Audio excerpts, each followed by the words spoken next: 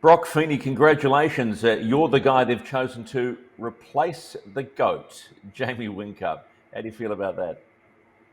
To be honest, it's still a little bit hard to believe at the moment. It happened a few days ago now, but it's been an awesome week for myself to finally reveal it to the public that I'll be replacing Jamie next year. It's a bit of a dream come true for myself. So definitely looking forward to the next few years and getting back out on track as quick as possible.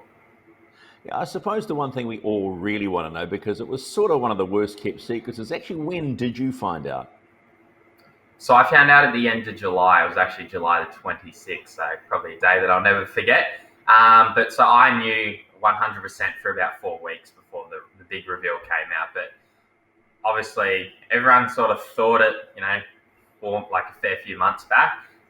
But to be honest, at that point, nothing was done. It was, July 26th. So it's been a hard month trying to keep it under the lips, but it's great to finally get it out.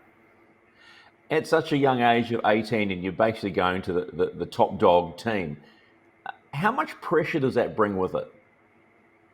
Yeah, I suppose there's a little bit of pressure. You're representing a massive company now in Super 2. I had my little sponsors that we were sort of looking after, but now it's like as you'd say, a full-time job for myself racing in the team. So, yeah, there's a little bit more pressure that comes with it, but it's nothing that I don't think I can handle. I think Triple Eight tried to put as much pressure on me as they could this year with the number, with the sponsors, and obviously everything happening at the moment. I think I've sort of dealt with that well enough at the moment that they've obviously seen that in me and given me this opportunity. But I sort of put not enough internal pressure on myself, but I expect a lot from myself. So I think that sort of overcomes the pressure. It must be encouraging to know that someone like SVG is impressed already that he's going to have a young but also very quick teammate to put pressure on him. Yeah, 100%. And what a teammate to have SVG at the moment. Like, he's absolutely dominating the category. For me to go in as a rookie next to him, the benchmark's so high. So to have him winning races, I know as long as every time I keep closing the gap, the higher I keep moving up. So it's a perfect person for me to have in my corner next year, and to have his belief and the whole team's belief as well is really awesome. Yeah, can you let us know what Shane said to you once it was acknowledged that you were going to be his teammate? I got a text from him a couple of days after I announced it, so I assume RD finally let me know and just said, "Congrats, mate. Really looking forward to working with you." And then we caught up with him and sort of we had to go through all the processes. But yeah, no, he's really happy, and it's so cool to have him as my teammate, and to have his support behind me. And he's seen me sort of for a few years at like Norwell where we do our training. He's been up there quite a bit, so we've sort of hung around each other a little bit for the last few years, but to finally actually be pairing up with him, it's very cool. Yeah, I suppose the real question is now, heading towards 2022, how much greater will your involvement be with the team, despite the fact you're still running Super 2, leading Super 2 and partly in the stable anyway? Yeah, I think it's going to increase definitely a lot next year, and it's something that I'm not experienced with yet. So those guys will have to help me, go through that process. But that's why it's such a great team to be in, because there's so many good people in the environment. So I'm looking forward to it. It's going to be very different for me because it's going to be my 100% full time focus now. So I don't know what to expect next year. There's going to be media commitments and going into the workshop more often, but I'm looking forward to that. It's all a part of the job. So yeah, I'm looking forward to whatever comes for me next year. Have you had a look at the Gen 3 chassis? I know that Shane had mentioned that it was quite a tight fit as you guys will head towards the Camaro at some stage. Yeah, it's been in the workshop, so they're working pretty hard on that at the moment. I suppose all the teams are at the moment. But yeah, I'm pretty excited. Like seeing like what the renders have been so far that everyone's sort of seen publicly. I haven't actually seen anything more than what everyone's seen on Speed Cafe and all the news articles. But the things look pretty tough, and man, I'm keen to get out in a Camaro. Like they're just a tough looking car, and I think it's going to be really awesome to see a few cars on the grid. The Camaro versus Mustang. I think it's going to be pretty exciting. Brock, your dad was a two-wheel racer. He was a motorcycler, man. I mean, why did you go to 4 and not 2? I actually started on 2 wheels. So I started riding a motorbike when I was 3, and I started racing as soon as they could approve my license, which was at 4. I did that till I was 9. So I raced bikes for a few years on flat track out in Australia. And we travelled all the way around. Dad was full behind me, and we went on a holiday to Thailand. And me and my brother went to the high carts, and we fell in love. So we never looked back from there. And we came home, bought a couple of carts, and I suppose the rest is history, to be completely honest. But I always wanted to be a motorbike rider basically when I was a kid, and it was a little bit of a change, to be honest, for my whole family, because my dad was still importing and selling bikes at that time. So he sort of had his motorbike business and then his kids running go-karts, which I think was a bit weird for the family. As a motorbike racer, did you have any sort of heroes to think, yeah, I'm going to be like that? Was there a Valentino Rossi that you were going, oh, I want to be as good as him? When I was probably like 5, I always looked up to Chad Reed. He's the Aussie killing it over in America in Supercross. But my idol probably for the last, I don't know what it'd be, nearly probably 7 years now, has been Marc Marquez, who's ironically on 2 wheels.